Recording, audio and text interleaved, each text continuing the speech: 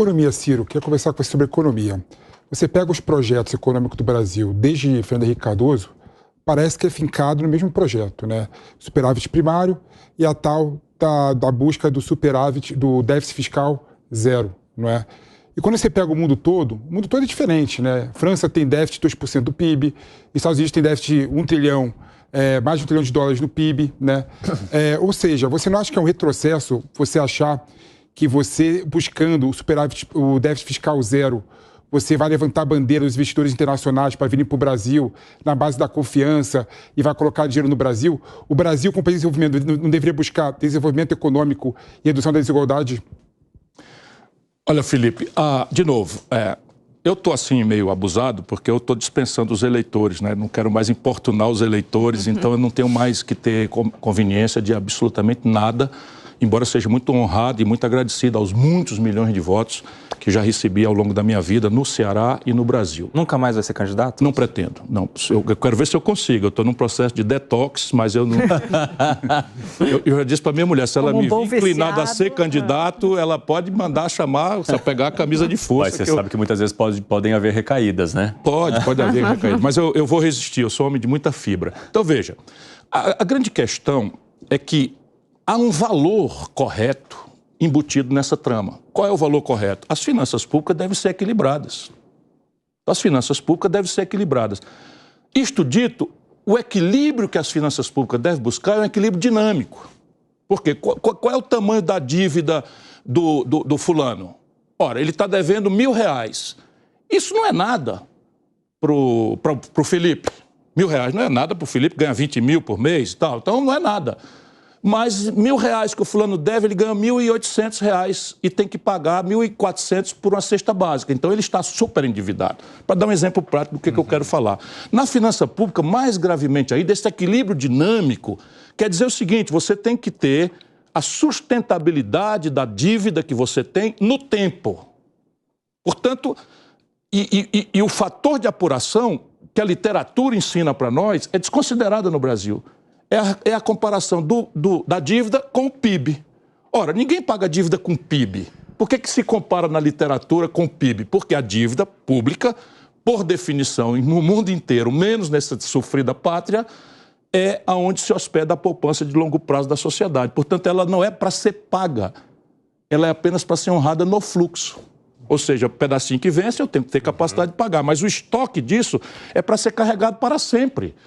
Então você não tem. Então por isso que eu não comparo com o fluxo do caixa, o primário do caixa do Tesouro, como se faz no Brasil no curto prazo. Eu comparo com o PIB, que é a riqueza do país. Então, se eu tenho uma dívida de 74% do meu PIB, eu estou ali numa faixa bastante saudável.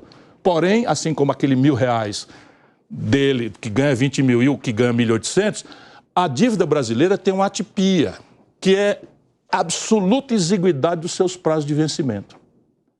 Pura canalice, roubalheira, com o Banco Central sendo o capitão desta grande falcatrua estrutural e agora tornado independente por uma medida feita à calada da madrugada, numa votação simbólica, remota, o que é ilegal em lei complementar, autonomizando o Banco Central. De maneira que o Lula, com essa conversa mole toda de esquerda, PT, não sei o quê, os puxadinhos, PSOL e tal, estão lá com o presidente do Banco Central nomeado pelo Bolsonaro. E a diretoria do votando unanimidade, ou seja, os dois caras que o Lula já votou já estão anunciando que estão cooptados por essa mesma estratégia. Resultado prático. Dívida versus PIB é uma fração. Um pouquinho de matemática. Se PIB vai a zero, dívida vai a infinito. Que é o que está acontecendo com o Brasil. O PIB não cresce. Por quê? Porque toda a engenhoca que o Fernando Henrique montou, a partir do maior descalabro fiscal da história do Brasil, eu rompi com o PSDB, fui ministro da Fazenda, ajudei a fazer o real e tento desde então chamar a atenção da sociedade brasileira que fica votando por essas coisas, né? Droga, aborto e não sei o que e tal, enquanto o país está sofrendo uma metástase, um câncer de metástase que está acabando com a nação brasileira. Então, repare, câmbio flutuante, superávit primário, meta de inflação, Banco Central autônomo, preço de paridade internacional da Petrobras, isso aqui proíbe o Brasil de crescer.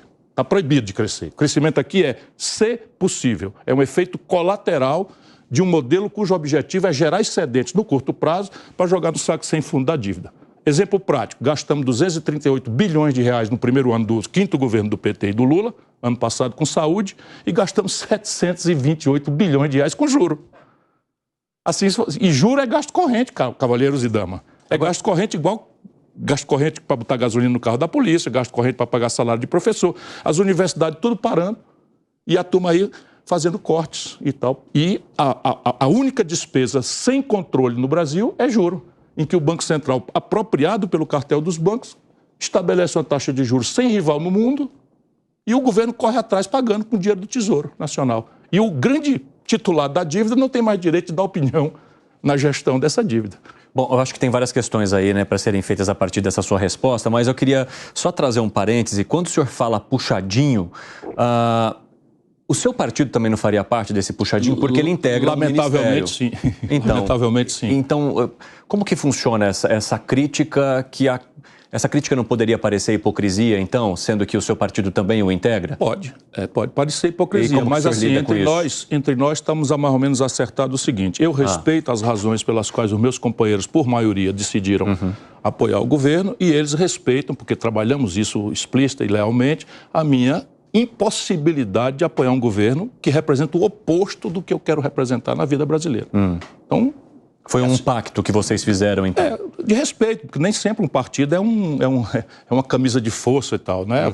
Eu tenho pelos companheiros o maior respeito. Nenhum deles lá o Lupe, por exemplo, está no ministério como um sacrifício, porque se ele não vai, o Lula passa por cima dele e vai tentar destruir, como está destruindo todos os partidos. O Alckmin virou socialista, meu irmão. Tenha paciência, o Alckmin é um amigo, mas o Alckmin é socialista. O PSOL agora defende a autonomia do Banco Central. Tenha paciência. E mesmo esse país está ferrado. Mesmo dizendo que o senhor não volta para a vida pública, o senhor trocaria de partido? Não. Por quê? Não, porque eu estou no meu lugar. Estou no meu lugar. O trabalhismo é o desenho, né, de um socialismo democrático, moderno, avançado.